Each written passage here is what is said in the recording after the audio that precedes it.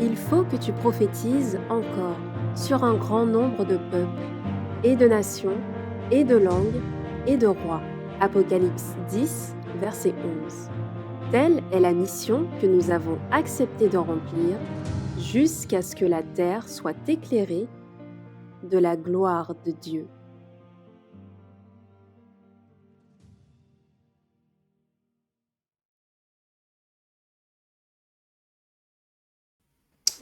Amen. Bonsoir à tout un chacun et bienvenue à ceux qui nous ont rejoints. Bienvenue à ceux qui arrivent. Et nous allons, afin de pouvoir commencer, prendre la position qu'il convient pour la prière. Et je vous invite à vous joindre à moi.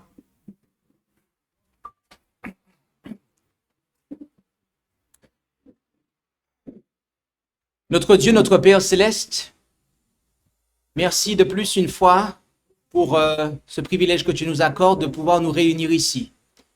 Après une journée de labeur pour certains, ou peut-être que nous avons vaqué à nos activités, puisque le jour était férié ici, nous te remercions de nous avoir conduits et guidés jusqu'ici, afin que nous puissions continuer à étudier ta parole, afin de pouvoir être sanctifiés par celle-ci. Bénis ce moment une fois de plus, et qu'il soit pour notre salut et notre préparation pour le retour de Jésus. Nous t'en prions en son nom et pour ta gloire. Amen. Amen.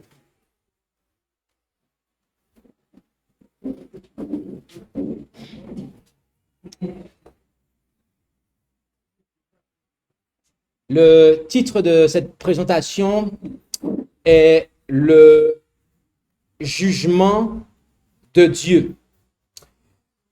Nous sommes dans un séminaire qui a pour thème, je le rappelle, le message des trois anges, lequel nous trouvons en Apocalypse 14, du verset 6 au verset 12. Et nous pouvons lire là: je vis un autre ange qui volait par le milieu du ciel, portant l'évangile éternel. Comme nous l'avons vu, c'est la vérité présente, pour l'annoncer à ceux qui habitent sur la terre, à toute nation, tribu, langue et peuple. C'est un message qui concerne tout le monde, en disant d'une voix forte: craignez Dieu, autrement dit, révérez-le, obéissez-lui et lui donnez gloire. En résumé, manifester son caractère, que ce soit du point de vue spirituel, mais aussi du point de vue physique. Dieu doit pouvoir être glorifié au travers de notre vie dans ces deux dimensions, spirituelle et physique. Et car l'heure de son jugement est venue. Voilà pourquoi, en fait, il nous est dit de craindre Dieu et de lui donner gloire. C'est parce que l'heure de son jugement est venue. Et c'est cela que nous allons considérer. Mais avant, permettez-moi de terminer ce rappel et adorer celui qui a fait le ciel, la terre, la mer et les sources d'eau. Nous avons vu ici qu'il y a une référence très claire à un commandement du décalogue, en particulier le 4e commandement, le sabbat du 7e jour. Et on fait ici allusion au sabbat en tant que sceau de Dieu. Oui, car nous avons le nom du législateur, on a son titre, il est le créateur, et son domaine, le ciel, la terre, la mer et les sources d'eau. Et donc, nous devons craindre Dieu et lui donner gloire, parce que l'heure de son jugement est venue. Notez qu'il est dit que c'est son jugement, c'est le jugement de Dieu. Il y a deux façons dont on pourrait comprendre cela.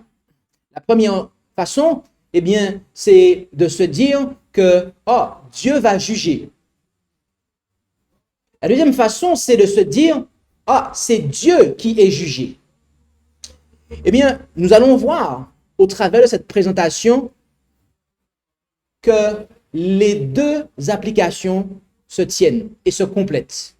Oui, en fait, nous allons voir que au travers du jugement, Dieu lui-même sera jugé. Oui, cela pourrait paraître étrange que Dieu soit à la barre. Que Dieu soit à la barre. Mais nous allons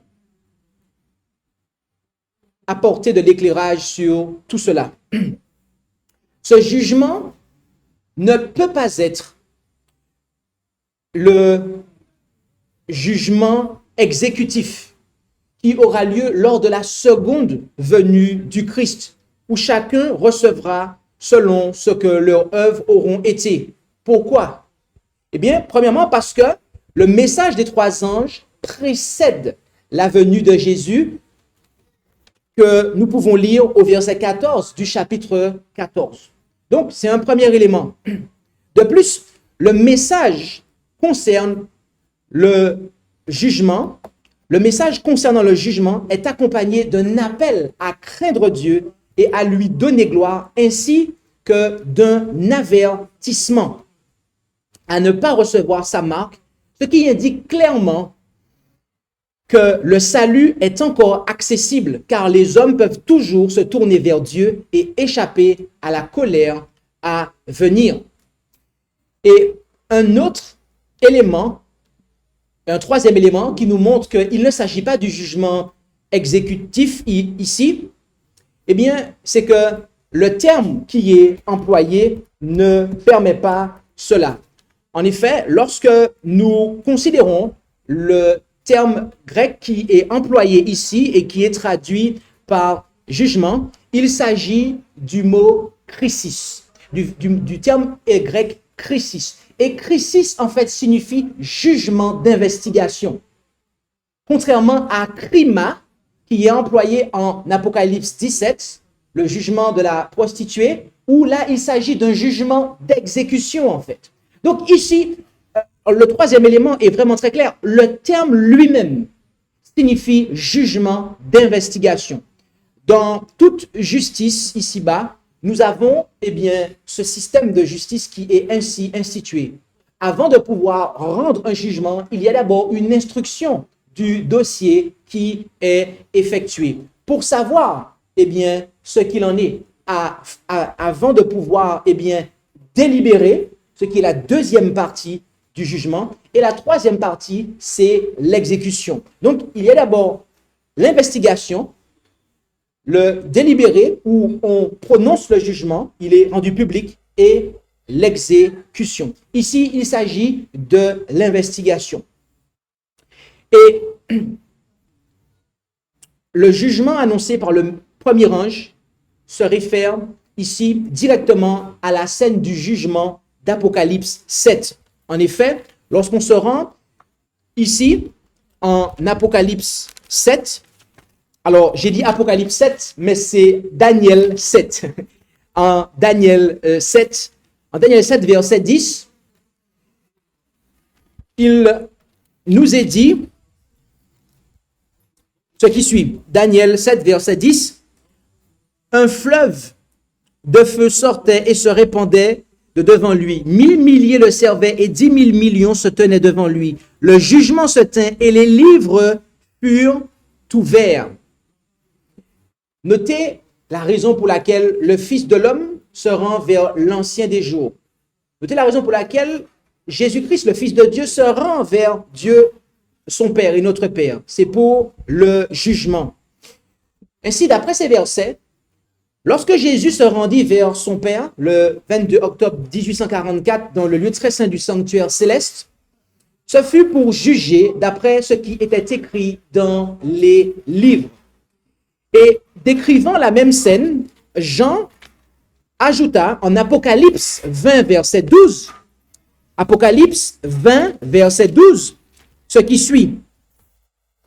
Et je vis aussi les morts, grands et petits, qui se tenaient devant Dieu. Et les livres furent ouverts. Et un autre livre fut ouvert, celui qui est le livre de vie. Et les morts furent jugés d'après ce qui était écrit dans les livres, selon leurs œuvres. Quels sont ces livres d'après lesquels nous serons jugés? Il est important que nous puissions être au clair sur cela, n'est-ce pas? Rendons-nous en Philippiens, chapitre 4, et lisons là le verset 3. Où allons-nous? C'est exact. Et là, nous lisons en Philippiens 4, verset 3. Je te prie aussi, fidèles collègues, sois-leur en aide. Elles ont combattu avec moi pour l'évangile, aussi bien que Clément et mes autres compagnons de travaux, desquels les noms sont dans le livre de vie. Ce livre de vie, on nous en parle également en Daniel 12, verset 1, en Apocalypse 21, verset 27. Ce livre de vie contient le nom de ceux qui ont fidèlement servi le Seigneur jusqu'à la fin de leur vie. Il y a également un autre livre, mis à part celui-là.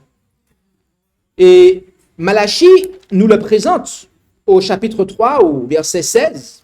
Malachie 3, verset 16. Malachie 3, verset 16, où nous lisons « Alors ceux qui craignent l'Éternel se sont parlé l'un à l'autre, et l'Éternel fut attentif, et il écouta. Et un livre fut écrit devant lui pour ceux qui craignent l'Éternel et qui pensent à son nom. » On fait référence à ce livre également en Néhémie 13, verset 14, et dans le psaume 56, verset 8. Ce livre est celui que nous qualifions de livre de mémoire ou de souvenir. Et il est le récit des fidèles paroles et actions de ceux qui ont leur nom écrit dans le livre de vie.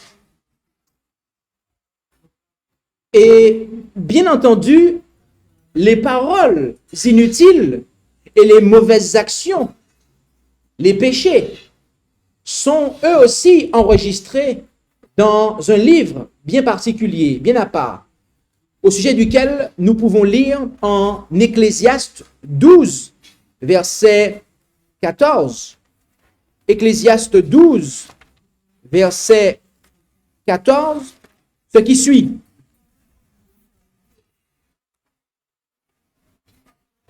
Ecclésiaste 12, verset 14. Et je dis verset 14, mais c'est dans une version en particulier. Mais pour ceux qui ont la Westerval comme moi, c'est le verset 16. Et il est dit, « Car Dieu fera venir toute œuvre en jugement, avec tout ce qui est caché, soit bien, soit mal. » Soit bien, soit mal. Et donc, c'est que cela est noté, en fait. Ésaïe aussi nous en parle, au chapitre 65, versets 6 et 7. Jésus en parla aussi en Matthieu 12, versets 36 et 37. Aussi bien que Paul en 1 Corinthiens 4, verset 5, où les paroles inutiles, les mauvaises actions, les iniquités, les péchés sont aussi fidèlement notés que les bonnes actions et le nom de ceux et le nom des fidèles serviteurs. Ainsi, l'œuvre du jugement dans laquelle Jésus est impliqué avec son Père depuis le 22 octobre 1844 est bel et bien un jugement investigatif qui ne concerne que le peuple de Dieu. En effet, en 1 Pierre 4, verset 17, 1 Pierre 4, verset 17, nous lisons ce qui suit. « Car le temps vient où le jugement doit commencer par la maison de Dieu. Et s'il commence par nous, quelle sera la fin de ceux qui n'obéissent pas à l'évangile de Dieu? » J'ai précisé que cela ne concerne que le peuple de Dieu parce que dans le sanctuaire, les personnes qui bénéficiaient, dans le sanctuaire terrestre, qui bénéficiaient de cette œuvre, eh bien, était le peuple d'Israël, d'accord? Et cela ne veut pas dire que les païens, ceux qui ne craignaient pas Dieu, ceux qui n'ont pas professé le nom de Jésus-Christ, ne seront pas jugés. Mais rappelez-vous ce que Paul a dit en 1 Corinthiens 5. Quant à ceux du dehors, Dieu s'en charge. Quant à vous, ôtez le méchant du milieu de vous. Donc, Et parmi tous ceux qui auront professé la foi, seuls ceux qui seront venus à Dieu par la confession et la repentance et dont les consciences ici-bas auront été purifiées des œuvres mortes verront leurs péchés effacés des registres célestes.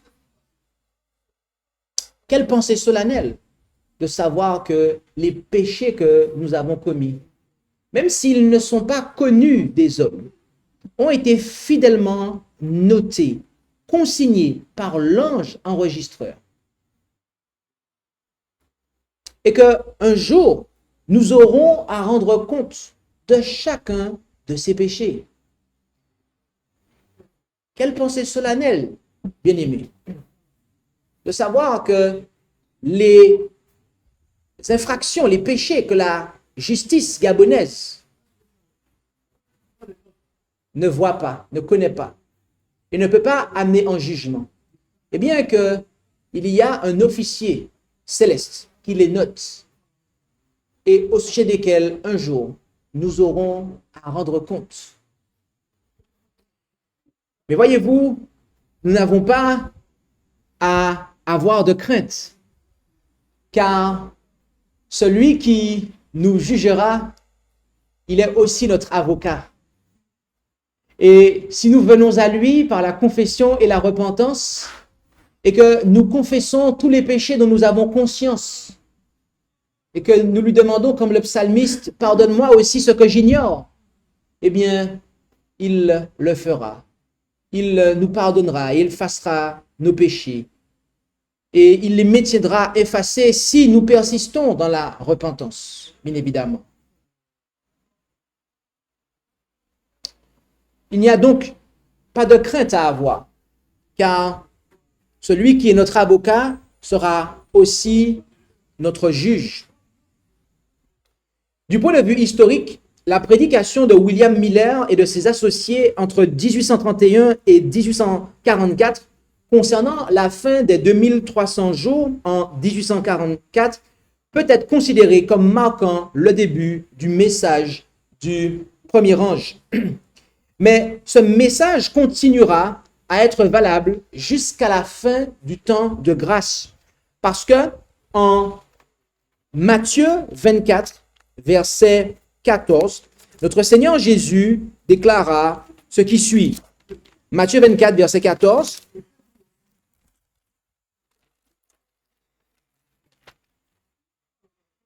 Et cet évangile du royaume sera prêché par toute la terre pour servir de témoignage à toutes les nations. Et alors arrivera la fin. Et il va sans dire que ce jugement commence par les morts. Les premiers à être concernés par ce jugement depuis 1844 sont les morts. Adam et Ève ont été les premiers à être jugés. Et il arrivera un temps où ce jugement passera des morts aux vivants. Aujourd'hui, beaucoup pensent que, et je précise ce beaucoup, il y a une quantité importante de croyants au message des trois anges. Il y a une certaine quantité de personnes qui professent croire au message des trois anges, qui pensent que le jugement des vivants aurait déjà commencé. Il y a de ceux qui disent que cela aurait même commencé en 2001 avec la chute des tours jumelles aux États-Unis. Mais est-ce que cela peut être possible? Bien-aimés, le message du troisième ange nous met en garde contre la réception de la marque de la bête.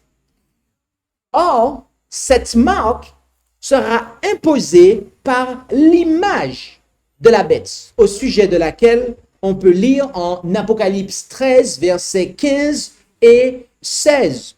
Apocalypse 13, versets 15 et 16, où il est dit « Et il lui fut donné d'animer l'image de la bête, afin que l'image de la bête parlât, et elle fit mettre à mort tous ceux qui n'adoraient pas l'image de la bête, et elle faisait que tous, petits et grands, riches et pauvres, libres et esclaves, prenaient une marque à la main droite ou au front. Par conséquent, le peuple de Dieu sera testé une fois l'image de la bête formée.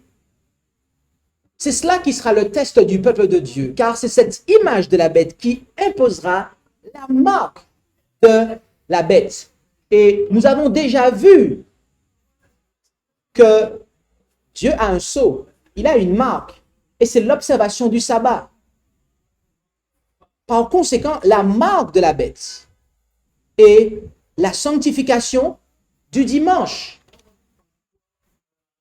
Donc, lorsque nous verrons en fait cette puissance qui imposera cette marque de la bête, la sanctification du dimanche, ce sera là le test en fait. La formation même de l'image de la bête sera le test. L'épreuve du peuple de Dieu est donc l'image de la bête. Or, l'image de la bête sera formée avant l'expiration du temps de grâce. Car voyez-vous, lorsque vous devez juger, ce doit être sur la base d'événements qui se sont passés.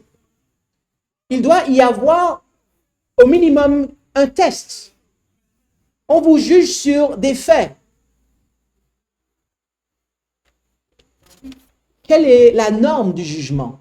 Nous l'avons considéré lorsque nous avons étudié la crainte de Dieu. Nous avons vu que c'est la loi de Dieu. Et donc, pour les vivants, il doit y avoir un test en particulier par rapport à cette loi. Et ce test est le sabbat, l'observation, la sanctification du sabbat du 7e jour.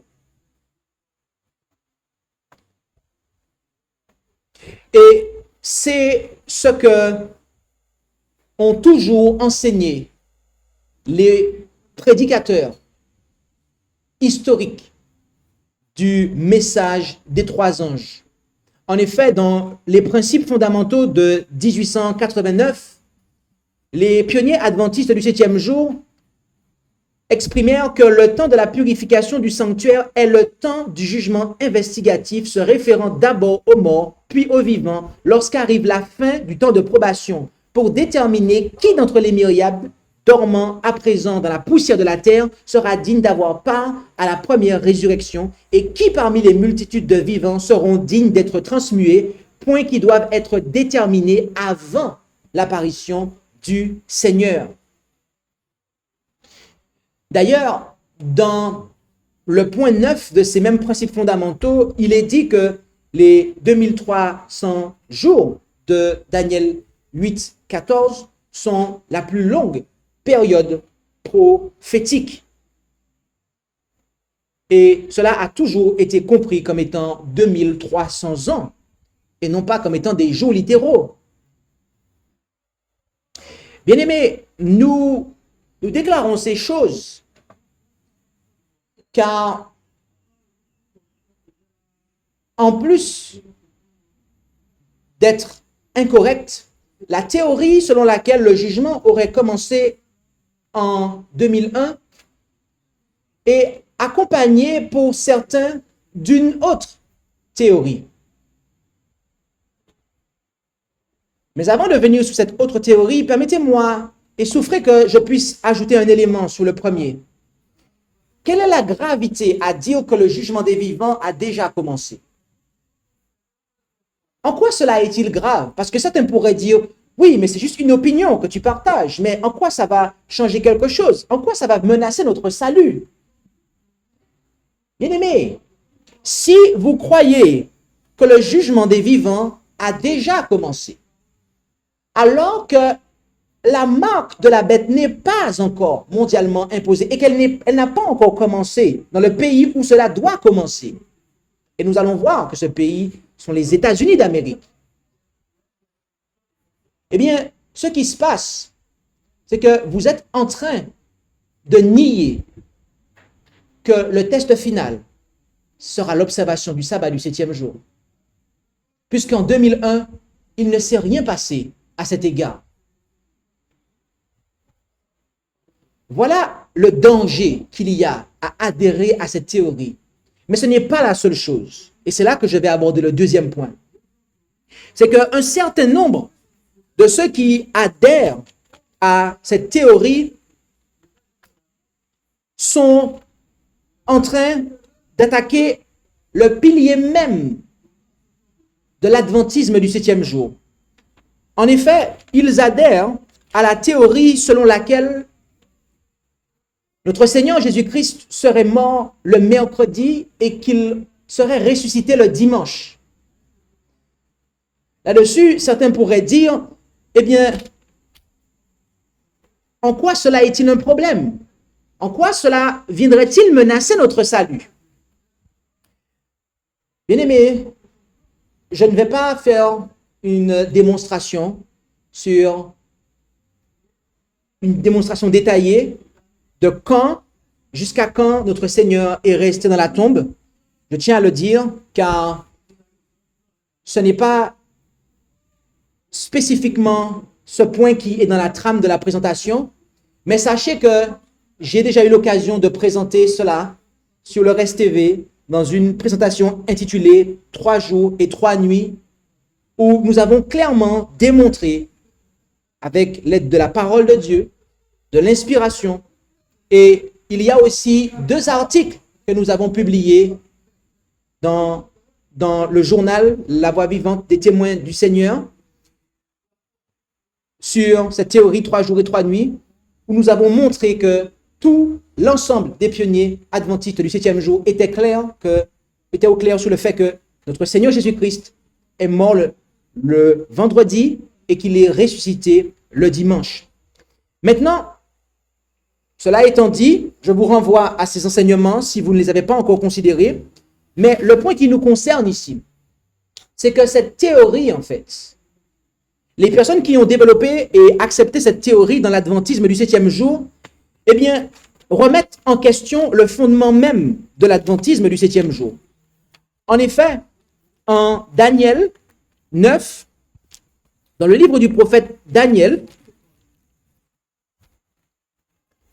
étant donné qu'ils adhèrent à une théorie selon laquelle Jésus-Christ serait resté 72 heures, c'est-à-dire 3 fois 24 heures dans la tombe,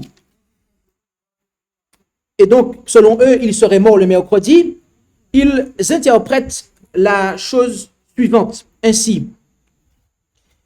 Au verset 26, « Et après les 62 semaines, le Christ sera retranché et non pour lui. » Ils comprennent cette semaine comme étant une semaine littérale, de façon à pouvoir appuyer leur théorie selon laquelle, regardez, Jésus-Christ est bien mort au milieu de la semaine, c'est-à-dire le mercredi. Bien aimé, cela ne peut pas être correct. Pourquoi? Eh bien, si vous dites que la semaine au verset 26 est une semaine littérale, les autres semaines auxquelles il est fait mention doivent aussi être littérales. Et qu'est-ce qui se passe si vous interprétez les autres semaines comme étant littérales? Eh bien, les 2300 soirs et matins, eux-mêmes, doivent être des jours littéraux. Et ainsi, toute la doctrine du sanctuaire est détruite par ces personnes. Bien-aimés, cet enseignement ne peut pas être correct. Pourquoi? Parce que nous avons ici un livre prophétique et nous avons une façon de décoder la prophétie. Ce n'est pas à moi de décider que, oh, ici c'est symbolique et ici c'est littéral. C'est un livre prophétique. Les périodes mentionnées ici sont prophétiques. Et dire que c'est littéral revient à, faire quelque chose, avoir une interprétation particulière, ce que nous n'avons pas le droit de faire. Ainsi, nous voyons que le message des 3 anges est véritablement attaqué à cet égard-là. Et bien aimé, il s'agit là de faux enseignements. Et je vous prie de bien analyser ce que nous venons de dire. nous ne sommes pas en train ici d'attaquer des individus, mais nous sommes en train ici de revendiquer une justesse dans la parole de Dieu et dans l'enseignement. Et lorsque quelque chose est vrai, nous disons Amen, Alléluia. Mais lorsque quelque chose est faux, nous devons dénoncer les faux enseignements. Et c'est ce que nous avons toujours fait, c'est ce que nous faisons et par la grâce de Dieu que nous ferons encore, de manière à ce qu'il n'y ait aucune perte, ou en tout cas un minimum de perte, car nous ne forcerons pas ceux qui ont choisi de se perdre à être sauvés. Bien-aimés, le jugement de Dieu est venu. Le jugement de Dieu est venu. Rendons-nous en Daniel 8, verset 14. Puis, il me dit, jusqu'à 2300 soirs et matins, puis le sanctuaire sera purifié. C'est ce qui est marqué ici. Que le sanctuaire sera purifié.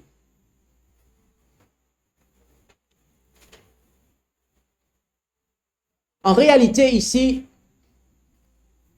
le terme qui est employé dans l'hébreu ne signifie pas purifier.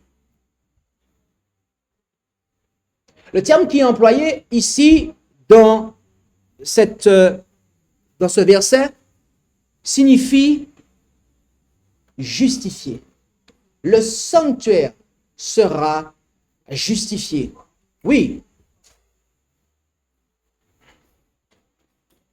Et lorsque l'on considère en Daniel, en tout du moins Lévitique 16, verset 30, nous voyons, eh bien, que cela est différent. En effet, en Lévitique 16, au verset 30,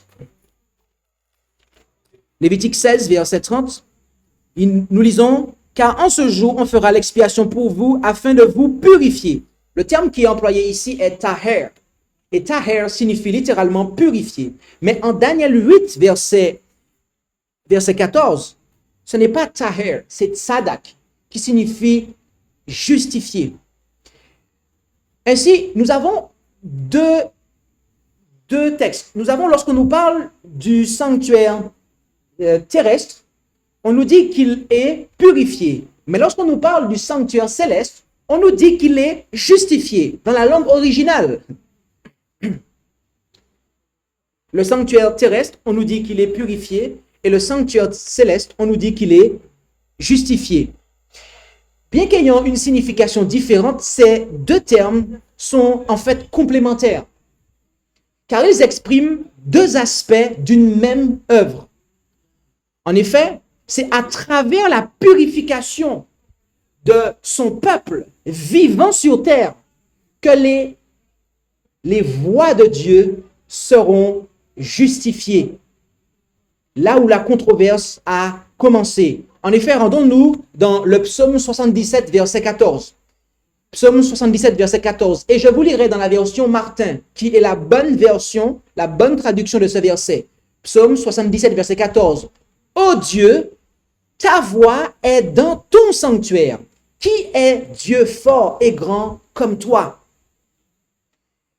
La voix de Dieu, sa manière d'agir, son caractère est révélé dans le sanctuaire. C'est ce que nous avons vu hier, n'est-ce pas? Amen.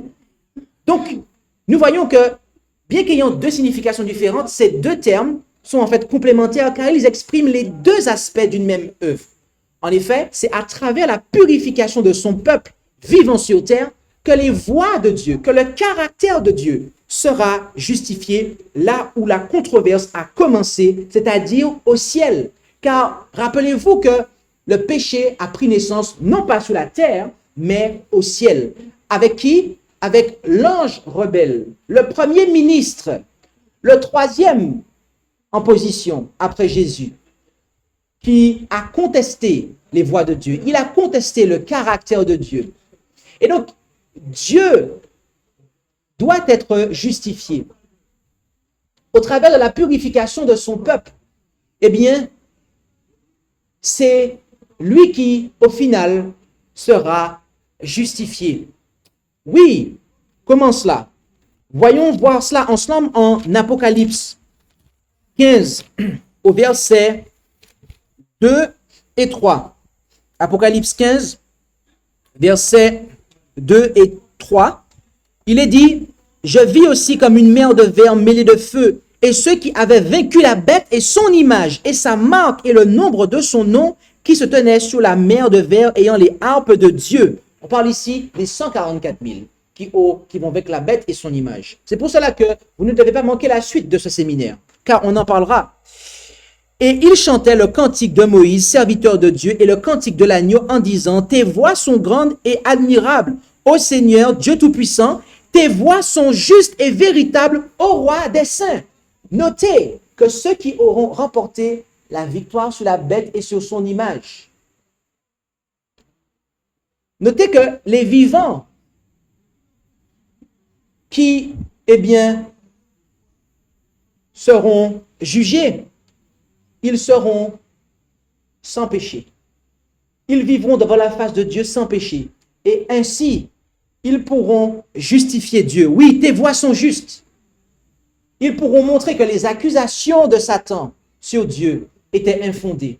Les accusations de Satan qui déclaraient qu'il n'est pas possible d'obéir à la loi de Dieu. Que en nous-mêmes, nous avons ce qui est bon et que nous pouvons faire en nous-mêmes ce qui est bon. On n'a pas besoin d'une loi pour nous régir. Et qu'on ne peut même pas en réalité, en fait, eh bien, obéir à cette loi qui ne nous réduit qu'en esclavage.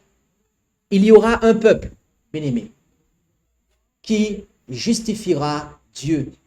Et au travers de la purification de ce peuple, Dieu sera jugé et déclaré juste et lavé de toutes les accusations que Satan a portées contre lui.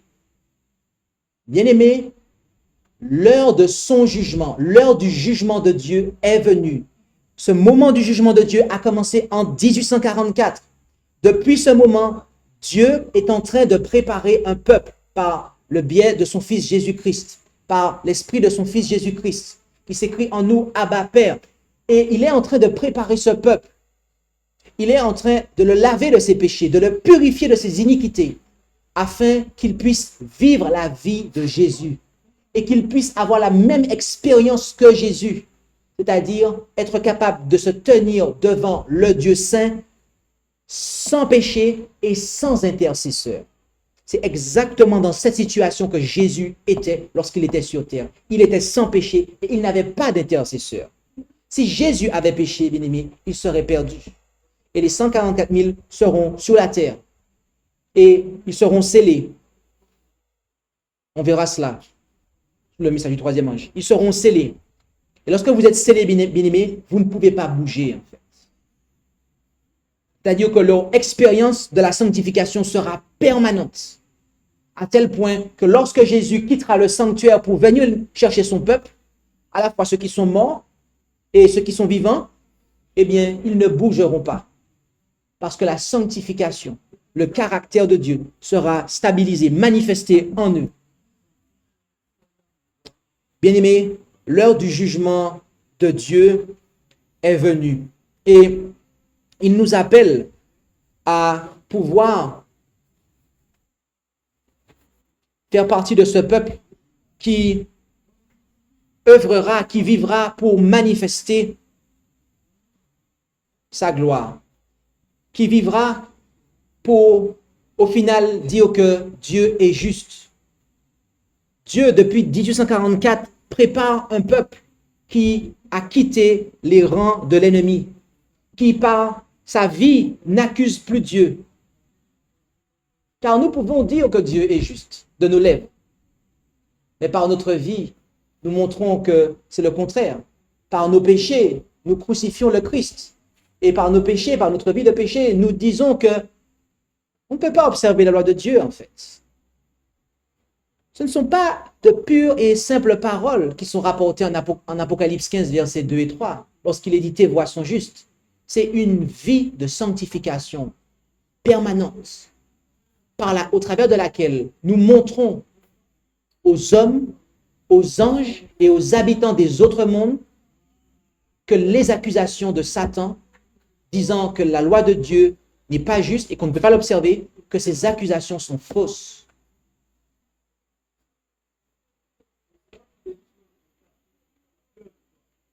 Combien, en ce soir, ici, veulent par la grâce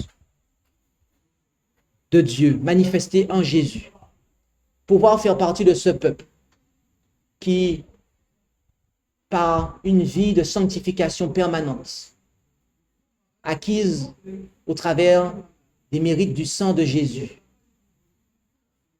eh bien, justifiera le caractère de Dieu et montrera que les accusations de Satan sont fausses.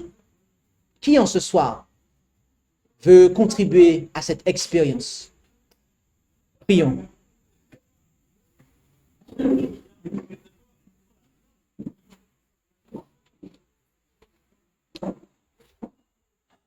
Notre Dieu, notre Père céleste, merci pour ce message au travers duquel, eh bien, tu nous fais savoir que l'heure de ton jugement est venue. Et nous voyons qu'en réalité, c'est au final toi qui es jugé et toi qui seras déclaré juste de toutes les accusations qui ont été portées contre toi. Et pour cela, tu désires, eh bien, agir en nous. Tu désires par la grâce de Jésus nous laver, nous purifier de nos péchés et nous permettre d'avoir une sanctification permanente qui durera pour l'éternité et qui sera la démonstration que toutes les accusations que Satan a portées contre toi étaient fausses. Et ainsi, nous chanterons tes louanges. Alors, permets-nous de comprendre que par nous-mêmes, nous ne pouvons rien, mais que par ta grâce, nous pouvons tout, comme dit Paul, je puis tout par Christ qui me fortifie. Et que oui, nous pouvons vivre sans péché, car c'est ce que Jésus a vécu dans notre nature et il l'a réussi. Et si nous l'acceptons et que nous persévérons avec lui, nous aussi, nous pouvons le faire. Bénis chacun d'entre nous, Père Céleste, et nous t'en prions au nom de Jésus. Amen.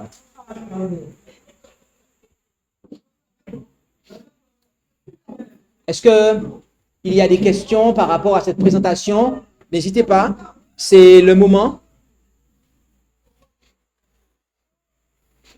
Oui.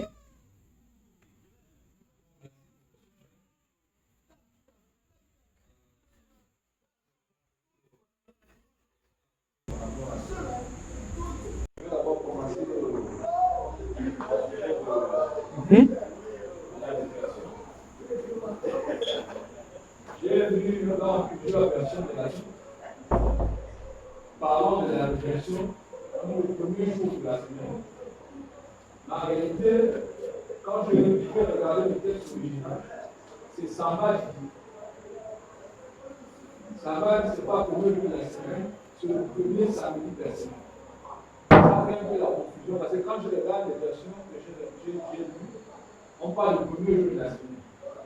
Mais le texte parle de Sambal, mais Sambal dit c'est le premier samedi de la semaine. Je voudrais un peu avoir un peu d'éclaircissement à ce sujet. Dans quel passage? L'histoire de Luc 23 qui parle de Luc 24, qui parle de la résurrection. Ok. Marc aussi qui parle de la résurrection. Le premier jour de la semaine, les femmes sont remplies de résurrection. D'accord. Ça, c'est la première interrogation qui crée un peu la confusion dans mon discours. La deuxième interrogation. Ok. Alors, ici,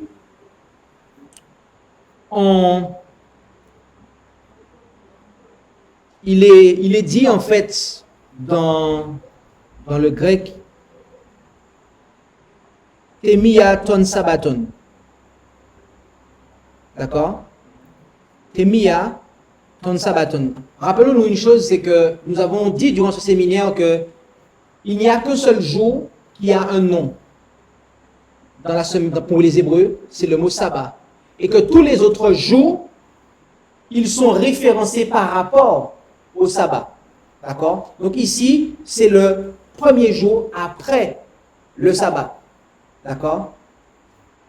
Donc, ce n'est pas en fait le premier sabbat, mais c'est le premier jour après le sabbat.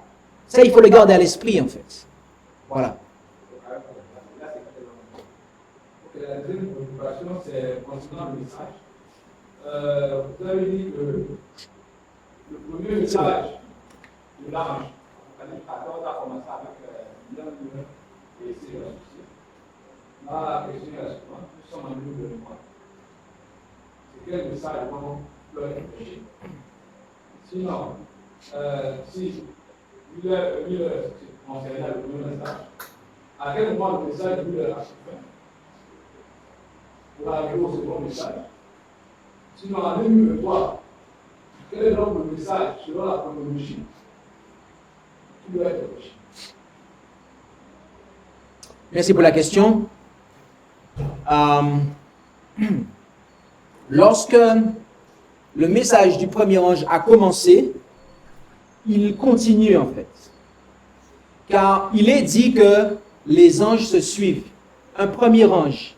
Après, on nous dit que un deuxième ange le suivit. Donc, il faut, vous voyez, dans le ciel parfois, vous avez ce qu'on appelle les chemtrails.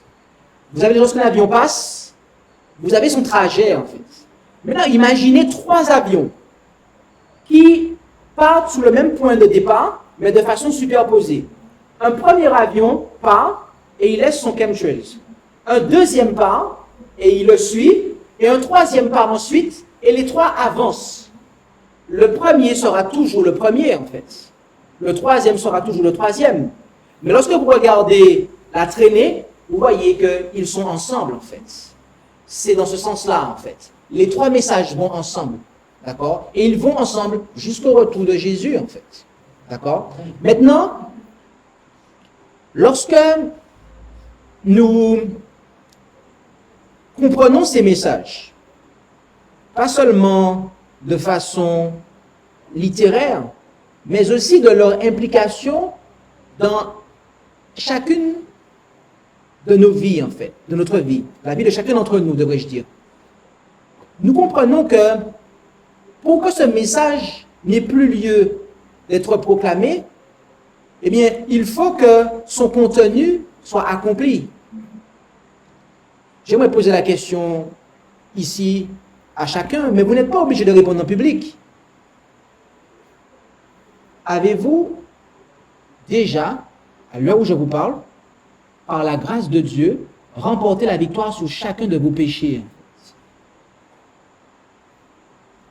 Si vous ne pouvez pas répondre par l'affirmative à cette question, c'est que ce message doit continuer à être proclamé. Je ne sais pas si la réponse a pu satisfaire. Parce que, en définitive, l'objectif du message, c'est ça. C'est l'évangile éternel. L'évangile, c'est la bonne nouvelle de Jésus qui sauve. Qui nous sauve de quoi? Du péché, en fait. Le péché, c'est quoi? La transgression de la loi, en fait. Donc, est-ce que nous transgressons encore la loi de Dieu? Si la réponse est oui, c'est que Jésus-Christ a encore un travail à faire en nous, en fait. Parce que si notre vie s'arrête à l'instant même, on est perdu pour l'éternité. Si on est encore en rébellion contre Dieu, et je précise mon propos de rébellion contre Dieu, eh bien, à ce moment-là, si notre vie s'arrête, notre salut est fini, en fait. Il n'y aura pas de millénium pour nous rattraper. C'est un point que j'aurais dû effectivement aborder. Mais je peux l'aborder maintenant parce que j'ai encore le temps grâce aux questions-réponses. Il n'y aura pas de millénium, bien aimés. Le millénium, sur la terre, il n'y aura que Satan et ses anges. Tous les méchants seront morts. Satan sera prisonnier parce qu'il n'aura personne à séduire. Apocalypse 20. Tous les gens seront morts. On le voit dans les derniers versets d'Apocalypse 19. Tous les méchants seront morts, ils seront exterminés en fait, après le retour de Jésus. Et tous les saints seront au ciel avec Dieu. Justement pour juger qui? Pour juger en fait les méchants et les anges, les mauvais anges. Donc c'est maintenant en fait, c'est pendant qu'on est en vie. C'est pendant qu'on est en vie notre salut en fait. C'est maintenant. C'est maintenant que nous pouvons faire la différence en fait. C'est maintenant le jour de notre salut. C'est pour ça que si nous écoutons sa voix, n'endurcissons pas nos cœurs. Et donc, en abordant ces choses, j'ai pu compléter aussi l'aspect du jugement et aussi clarifier l'aspect du millénium. Est-ce qu'il y a encore des questions par rapport à la présentation, par rapport à ce qui vient d'être dit, par rapport à un passage qui susciterait des questions chez vous? N'hésitez pas. Vous avez l'opportunité car le prochain message, nous allons entamer le message du deuxième ange. Oui? Je voulais comprendre davantage sur le jugement du vivant de parce que la conclusion, c'est qu'on appelle la gueule. C'est le cas. Que lorsqu'on est confus, c'est qu'on est comme un enfant qui tue. Il y a quelqu'un qui a de la gueule sur le tue.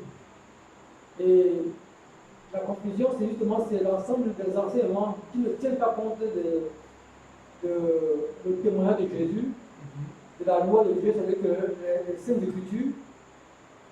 Donc, est-ce que quelqu'un qui a commencé à cheminer dans le chemin de la vérité présente, de comprendre les saintes écritures, peut se retrouver encore dans la conclusion lorsque il a déjà lu au préalable ce que c'est réellement le début du jugement des vivants. Parce qu'aujourd'hui, avec les différents ministères que nous suivons en ligne, parce qu'avec l'Internet, c'est vrai, il y a des bonnes choses, il y a aussi des choses que nous prenons, peut-être que manque peut-être de maturité spirituelle, nous prenons tout et on fait l'amalgame.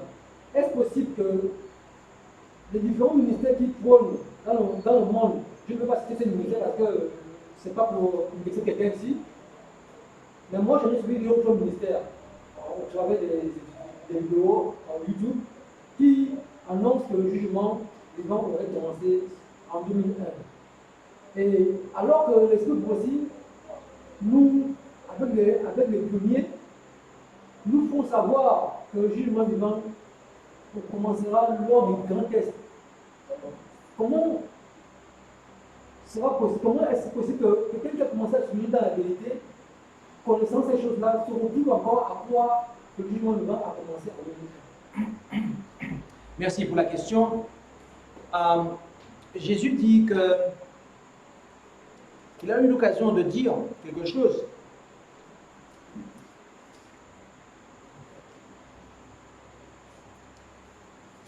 Je ne ferai que citer la parole de Dieu. Il a été dit en Matthieu 24.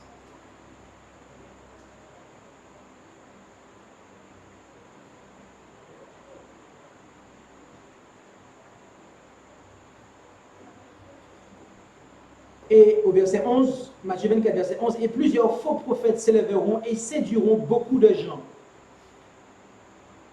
Là, on parle en fait dans l'église, en fait. Là, ce n'est pas à l'extérieur, en fait. Alors oui, il y a des faux prophètes dans les églises de Babylone, mais là, on parle vraiment parmi ceux qui professent être dans la vérité, en fait. Ils s'élèveront et séduiront beaucoup de gens. Dans un autre passage, on dit, si possible, même les élus. Donc, c'est des gens qui sont sous la voie du salut, en fait. Et il continue en disant, et parce que l'iniquité sera multipliée, la charité de plusieurs se refroidira. Verset 13, mais celui qui aura persévéré jusqu'à la fin sera sauvé. Persévérer dans quoi? En Apocalypse 14, on nous dit d'en persévérer dans les commandements de Dieu et la foi de Jésus. Et on sait que cela va avec le témoignage de Jésus.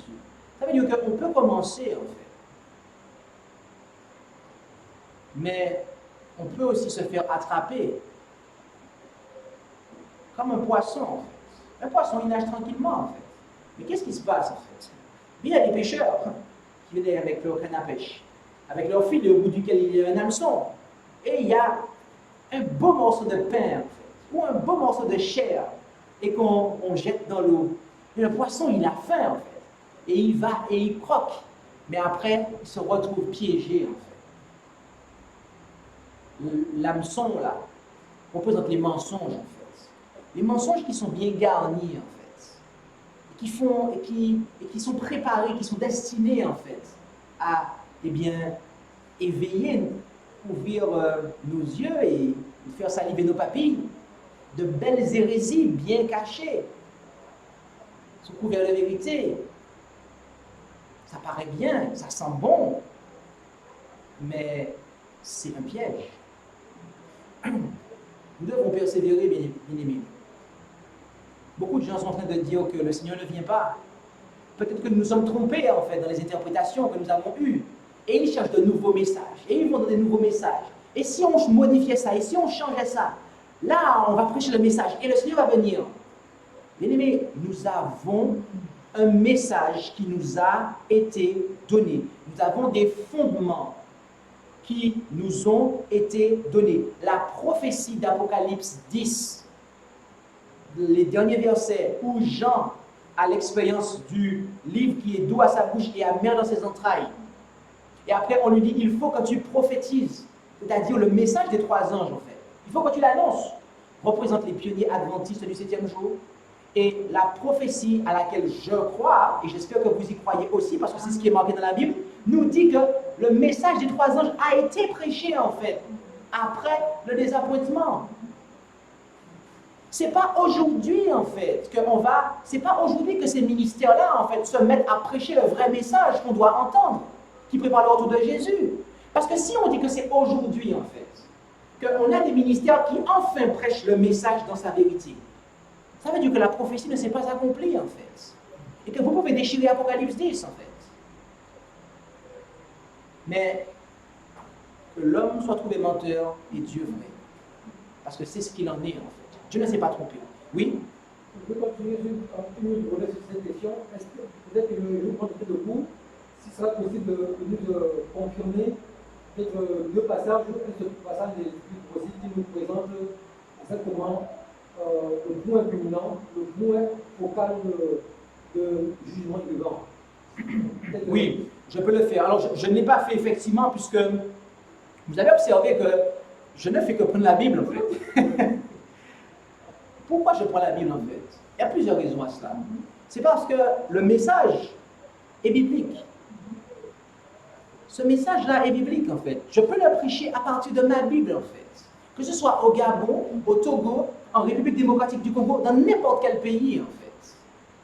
Avec la parole de Dieu, je peux prêcher ce message et le défendre devant n'importe qui. Il y a des gens qui disent que le message des 3 anges, pour le soutenir, si on n'a pas l'esprit de prophétie, on ne peut pas le faire. C'est faux, en fait. N'écoutez pas ces menteurs. Le message est biblique, en fait. Et c'est à dessein, en fait, que je ne cite que la Bible dans tout ce séminaire. Et il y avait un deuxième point, mais ça m'a échappé. Mais voici une déclaration. Message choisi, volume 2, page 92.1. Le Seigneur m'a clairement montré que l'image de la bête sera formée avant l'expiration du temps de grâce. En effet, ce sera là la grande épreuve à laquelle le peuple de Dieu sera soumis et dont dépendra la destinée éternelle de chacun. Lettre 11, 1890.12. Tel est le test que le peuple de Dieu doit passer avant qu'il ne soit scellé. Tous ceux qui prouveront leur loyauté à Dieu en observant sa loi et en refusant d'accepter un faux sabbat se rangeront sous la bannière du Seigneur Dieu Jéhovah et recevront le sceau du Dieu vivant. Ceux qui abandonneront la vie d'origine céleste et qui accepteront le sabbat du dimanche recevront la marque de la bête. Et on trouve ça dans Maranatha au 5 juin. Et voilà, donc, bien aimé, il est vraiment évident que les choses sont ainsi. Je ne sais pas si ça a pu satisfaire à la question. Oui, Et Pamela aussi posé une question. Ah, ok. Je voudrais 3 questions en fait. Ok. Ma dernière question est, vous allez soulever 2 aspects. En fait, vous allez parler la plus longue possible. Et ensuite, nous comprenons aussi par d'autres enseignements que il est question de nous pour aussi de 2520. Donc, normalement, c'est bon. Cette question, peut-être que je vais soulever une présentation qui causera peut-être le sujet. Mais ma question est surtout particulièrement celle de la place de Lucifer au ciel. Vous avez dit qu'il était premier ministre. Donc, il était troisième après Jésus. Bon, maintenant, si il était premier ministre et troisième après Jésus, la croyance qui parle de la Trinité et à trois personnes, hein, où est la place de soi-disant le Saint-Esprit à la place de Lucifer par rapport à ce que je vois ici? Je sais que nous voyons l'ange établi sur la hiérarchie du ciel. Ok. Alors, je ne ferai pas de développer par rapport au 2620, mais j'ai simplement affirmé que c'est les 2303e matin qui sont la plus longue période prophétique, parce que bibliquement parlant, les 2520 ne se tiennent pas en fait, comme étant une période prophétique. Ensuite, alors, je tiens à rectifier quelque chose, et un prédicateur doit être assez humble pour dire lorsqu'il a commis une erreur, mais j'ai parlé de Premier ministre. Très précisément, j'aurais dû dire le ministre de la Justice, le garde des Sceaux, très précisément. Voilà. Donc je rectifie, c'est en t'entendant dire ça que je me rends compte que me suis trompé de ministère. Il était ministre de la Justice, très précisément. Maintenant, il était effectivement le troisième. Donc le Saint-Esprit, nous comprenons par là que le Saint-Esprit n'est pas un être. Okay? Puisque le Saint-Esprit, c'est le moyen par lequel Jésus vient à nous de façon dématérialisée. D'accord? Que la divinité vient à nous de façon dématérialisée. Donc, d'ailleurs, quand on regarde en Ésaïe 14, verset 12 ou 12, verset 14, je vais vous dire ça tout de suite. Ésaïe 14, verset 12 à 14, on voit que Lucifer, en fait, il voulait monter, d'accord? Il est dit, comment es-tu tombé du ciel astre brillant, donc Lucifer, fils de l'aurore, comment as-tu été abattu à terre, toi qui foules les nations? Tu disais en ton cœur, je monterai aux cieux, j'élèverai mon trône par-dessus les étoiles de Dieu, donc les anges, je siégerai sur la montagne de l'assemblée, aux régions lointaines de l'Aquillon, d'accord? Donc c'est le nord. On a vu hier dans l'étude du sanctuaire que la table de proposition était au nord, donc c'est le trône de Dieu. Donc il voulait s'asseoir sur le trône. Sauf que sur le trône, il n'y a que deux places en fait. Et je monterai sur les hauteurs des nues, je serai semblable au Très-Haut. Celui qui est semblable au Très-Haut, c'est Jésus, Michael, celui qui est semblable au Très-Haut. Et donc, il voulait en fait, avoir sa place sous le trône. Mais ce n'était pas possible, puisque lui, c'est une créature en fait. D'accord? D'ailleurs, il y a un enseignement ici en fait. C'est que dans la divinité, il n'y a pas de place en fait. Ok? Il n'y a pas de place pour trois êtres. C'est Dieu et son Fils. De même, dans un mariage, il n'y a pas de place pour un troisième. La polygamie n'est pas biblique en fait. Ça, il faut que je le précise en fait. Il n'y a pas de place pour un troisième. D'accord? Dans le gouvernement d'une famille, c'est papa et maman, homme et femme. C'est tout. Il n'y a pas trois en fait. Donc, je ne sais pas si ça a pu aider. Mais... Ok. Camilla? Alors, ma question va sur le fait que Dieu est jugé. Il est jugé par Lucifer, le Dieu Satan. Il est aussi jugé par nous, les humains. N'est-ce pas? Ma question est de savoir pourquoi Dieu. Je sais aussi que nous a donné le libre arbitre, n'est-ce pas? Et pourquoi il permet justement que nous le juge? Parce que, en fait, le coach, quand on le juge, il y a des situations où quand on le juge, après, il y a la repentance qui est là, parce que se demande souvent pourquoi on a parlé comme ça à Dieu par rapport à une situation qui nous a dépassé, une situation qui nous a accablé, on s'est fâché, et on a mal parlé à Dieu. Pourquoi tu fais ceci? Ça, c'est un jugement, n'est-ce pas? C'est de ta faute que je suis dans cette situation. Et puis après, tout ce qu'on fait, on se repent. N'est-ce pas? On demande pardon à Dieu. Pourquoi il nous permet ça? Parce que selon sa parole, selon la parole, il est dit que là où le péché abonde, sa grâce nous abonde, n'est-ce pas? est-ce qu'une personne qui fait ça souvent, parce que ils sont humains, souvent c'est charnel, il y a des situations qu'on n'arrive pas à gérer, mais si nous sommes croyants comme toi, il y a des situations qui nous dépassent, qui font en sorte qu'on éclate. Et vraiment bien jugé en ce moment. Et après, il y a la repentance de plus de parler. Est-ce que cette personne qui va faire ce processus jusqu'au retour de Jésus-Christ va recevoir le salut ou bien elle va rester comme ça dans ce processus? Ah, merci pour la question, c'est une très bonne question. Alors, tu dis que Lucifer, il juge Dieu. Ah, oui. Et pour être très précis, il accuse. Et du coup, nous, lorsque nous nous complaignons, lorsque nous babillons avec Dieu, on est en train de l'accuser aussi. Et en fait, il faut comprendre quelque chose. C'est que depuis 1844, il y a des hommes et des femmes qui sont entrés dans la tombe, d'accord, étant scellés. Ça veut dire que Dieu a déjà des serviteurs, en fait, qui ont vaincu le péché avant de mourir. Et lorsqu'ils vont se relever, en fait, avec la résurrection spéciale, ils pourront, en fait, se tenir avec les 144 000. Parce qu'ils auront déjà vaincu le péché, en fait. Ils auront déjà eu cette foi de Jésus, de croire, en fait, que Dieu est bon en tout temps, sans limite. Donc, il faut comprendre qu'avec ou sans nous, Dieu sera justifié, en fait. Parce que l'évangile est vrai. Ce que je vais dire par là, pour ceux qui ne me comprennent pas, c'est que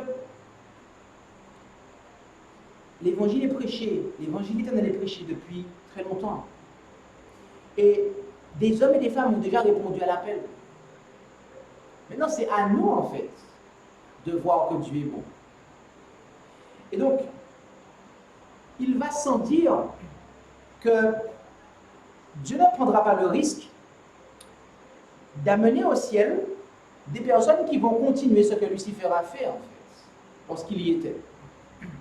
La Bible dit que cela ne réapparaîtrait pas une deuxième fois, en fait. Et donc, on comprend que avant d'arriver dans la tombe, et nul d'entre nous ne sait quand est-ce que sa vie lui sera enlevée, ou avant que le retour du Seigneur Jésus avant que le Seigneur Jésus ne revienne à nous sous les nuées des cieux, en gloire, eh bien, nous devons en fait avoir une confiance en Dieu qui est la confiance même de Jésus, la foi de Jésus. Nous devons en fait avoir une vie d'obéissance.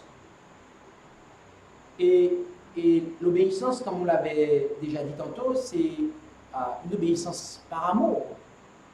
Et donc, je dois dire que celles et ceux qui continueront à babiller après Dieu et à l'accuser comme Lucifer l'a fait, si la mort ou le retour de Jésus les surprend, ils ne pourront pas passer l'éternité avec Dieu, en fait. Regardez Jésus. Jésus qui est notre modèle. On ne doit pas avoir la foi de Moïse, la foi d'Élie, la foi de Pierre. On doit avoir la foi de Jésus, en fait. La seule chose que Jésus a dit, qui nous a vraiment montré qu'il était humain, enfin l'une des choses, parce qu'il a aussi pleuré, mais l'une des choses, notamment à la fin de son œuvre, il a dit: Père, si c'est possible que cela me soit épargné, toutefois, non pas ma volonté, mais ta volonté. C'est la seule chose qu'il a osé dire qui n'était pas un péché. C'est-à-dire que, en fait, c'était vraiment dur et lourd pour lui, en fait. Mais malgré ça, il n'achève pas sa phrase en disant: si cela peut m'être épargné. Mais il dit: toutefois, non pas ma volonté, mais ta volonté. Et nous devons, en fait, normalement, être en chemin pour agir comme ça, en fait, et parler et penser comme cela, en fait. Lorsque les choses difficiles nous arrivent et qu'on ne comprend pas, et qu'on se dit: mais pourquoi je dois passer par là? Pourquoi je dois vivre ça en fait? Ok, si tu le permets, eh bien, que ta volonté se fasse. Montre-moi ce que j'ai à apprendre de cela, que je ne comprends pas. Parce que Jésus, en fait, il savait. Hein. Il savait. Mais c'est qu'à ce moment-là, eh bien, c'était vraiment difficile, en fait. Mais il avait une foi, une confiance en Dieu qui faisait que, même lorsque les choses lui paraissaient sombres, il savait que Dieu était de l'autre côté du nuage, en fait. Et donc, nous aussi, nous devons nous diriger dans cette foi-là, de sorte que les épreuves que nous aurons, parce que là, permettez-moi de vous dire que nous sommes en temps de paix, en fait. Nous sommes en temps de paix, bien évidemment. Et si en temps de paix, on babille après Dieu, qu'est-ce que ce sera quand on sera en temps de guerre? On va plus moins le renier, en fait. Donc, c'est dès maintenant, en fait, que nous devons développer cette confiance. Je ne sais pas si ça a pu répondre à la question. Oui, vas-y. À propos de la question que Didier a posée concernant ce qui prêche par le serment commençable de 2001, et tu as pris le chapitre 24 du 28, parlant du prophète, comment ils vont séduire le monde. Est-ce que c'est pour cela que Jésus a dit qu'il faut veiller et prier en fait pour vous tomber dans la tentation? Merci, notamment, mais c'est surtout de ne pas tomber dans le péché. Mais ce qu'il faut comprendre, c'est que les faux prophètes nous font pécher, en fait. C'est pour ça que Jésus dit ça en Matthieu 24, en fait. Il dit bien, notez bien la séquence. C'est pour ça que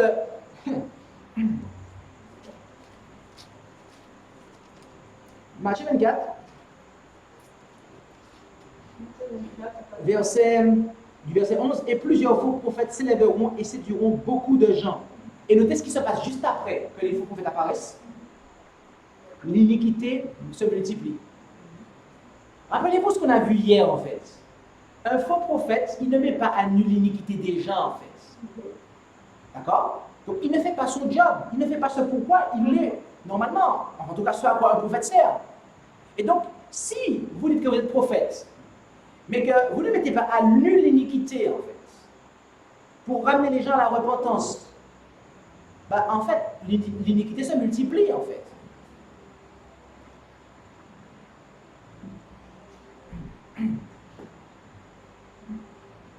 Donc, il est surprenant de voir que lorsque on se rend compte qu'il y a des personnes qui sont dans des hérésies, des erreurs de l'apostasie, lorsque vous regardez bien, ce sont des personnes soit dont la vie elle-même n'est pas claire avec Dieu, et le plus souvent vous allez voir que eux-mêmes ils se permettent d'être laxistes avec les autres, en fait, et ils ne mettent pas à nu les péchés, en fait. C'est l'une des caractéristiques des faux prophètes. Donc du coup, j'ai dit des choses, mais est-ce que cela a répondu à ta question? Oui. Ok, vas-y. L'autre question, c'est sur Lucifer, Ésaïe 14. Lucifer était ministre de la justice, des gardes sceaux. Mais pourquoi il convoitait une place qu'il ne pouvait pas obtenir alors qu'il avait un rôle à jouer qui était, comment dirais-je, la justice de Dieu. Vous savez, En fait, il avait un ministère noble, protéger la loi de Dieu. Pourquoi laisser ça pour convoiter? C'est pas pourquoi. j'ai déjà eu l'occasion de collaborer avec des personnes et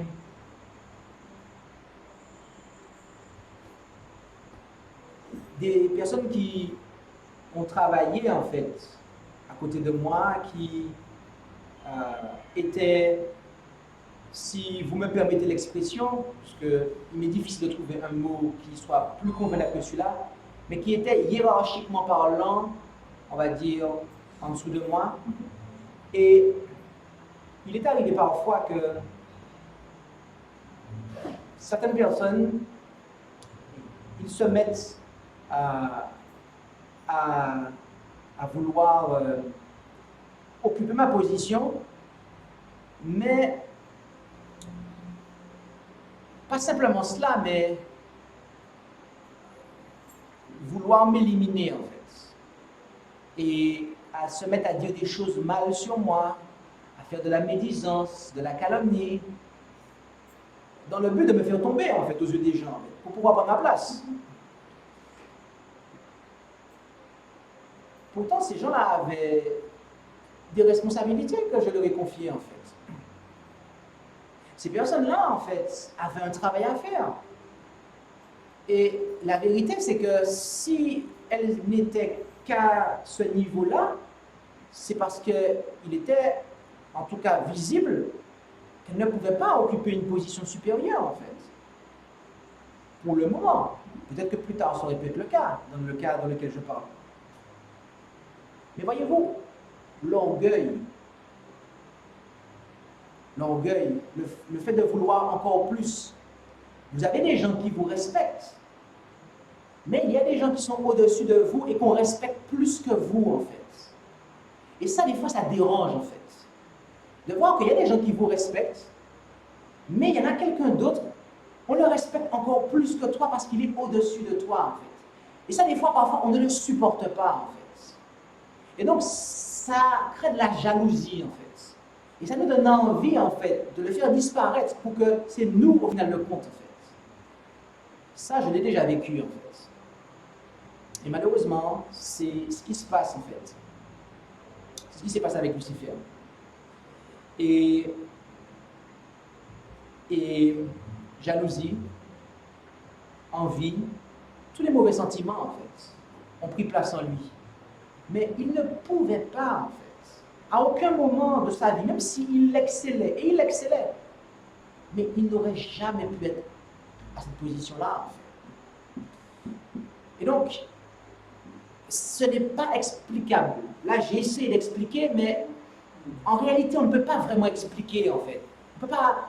J'ai pris un exemple que j'ai vécu, mais comment quelqu'un qui est parfait, parce que les personnes auxquelles j'ai fait référence, c'est des gens qui sont comme moi, des pécheurs, en fait. Donc, je vais dire, moi, je ne leur ai pas pardonné, en fait. Mais comment lui, qui était parfait, qui a été créé parfait, comment ça a pu apparaître en lui? Je ne peux pas l'expliquer, en fait. Mais en tout cas, voilà ce qui s'est passé. Comment c'est arrivé? Je ne peux pas vous dire, mais voilà ce qui s'est passé. Est-ce que ce n'est pas un manque d'amour? Il n'avait pas d'amour. Ah, mais complètement. Complètement. Parce que s'il les aimait, il ne devait pas agir ainsi. Si vraiment il avait cet amour-là, il s'est mis à s'aimer lui-même plus que les autres. Or, l'amour, c'est on aime les autres plus que soi-même. Et Dieu, c'est ce qu'il a fait, il a donné son Fils. Jésus lui-même s'est donné lui-même. Mais lui, en fait, c'est plus en fait se donner pour les autres. Il veut prendre chez les autres. Il n'y a plus de donner, en fait. C'est pour ça qu'on doit vraiment garder la pensée de serviteur, en fait. Donner, chercher à donner, en fait. Oui? Est-ce que vous pouvez dire quelque chose, peut-être que je connais un peu, là, sur rapport au prophète. Souvent, il dit que les prophètes doivent dénoncer le péché. N'est-ce pas? Les prophètes de Dieu dénoncent le péché. Ils mettent à nu le péché. Il ne faut pas laisser l'assemblée, le péché en fait se multiplier dans l'assemblée. C'est cela. Donc, qu'en est-il? Est-ce que c'est bien qu'un vrai prophète dénonce le péché? C'est ce que la Bible déclare.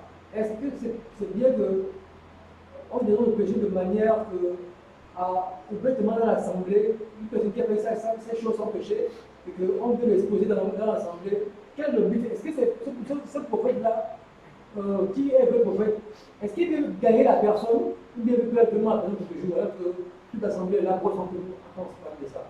Alors, lorsqu'on parle d'un individu, la Bible nous dit qu'on doit aller le voir. S'il n'écoute pas, on prend un deuxième, un troisième, de façon à gagner la personne, en fait. D'accord? Donc, il y a une façon de faire. Maintenant, les enseignants, ils Alors, les avertissements, en fait. Après 2 avertissements, on doit les mettre de côté, en fait. C'est ce que la parole de Dieu dit. D'accord? Donc, il y a un temps pour reprendre la personne en privé, et il y a un temps pour reprendre la personne en public, en fait. D'accord? Donc, du coup, je ne sais pas si ça répond à ta question.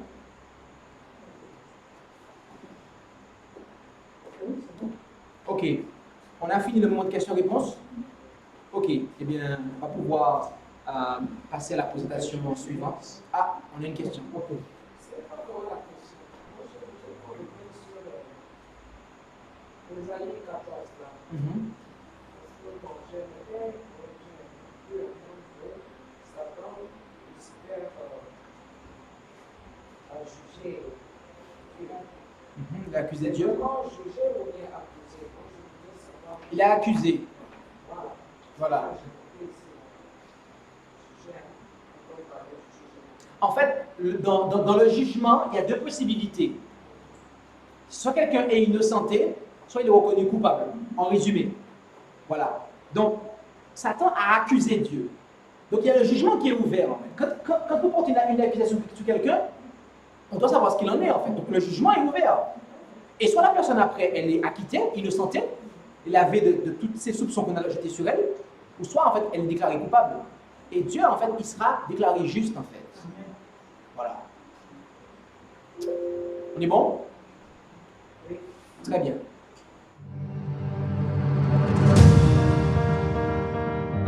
Merci d'avoir écouté cette présentation. Si vous souhaitez prendre part à la mission que Jésus-Christ confia à notre Église, contactez-nous via les coordonnées présentes sur la page à propos de notre chaîne YouTube.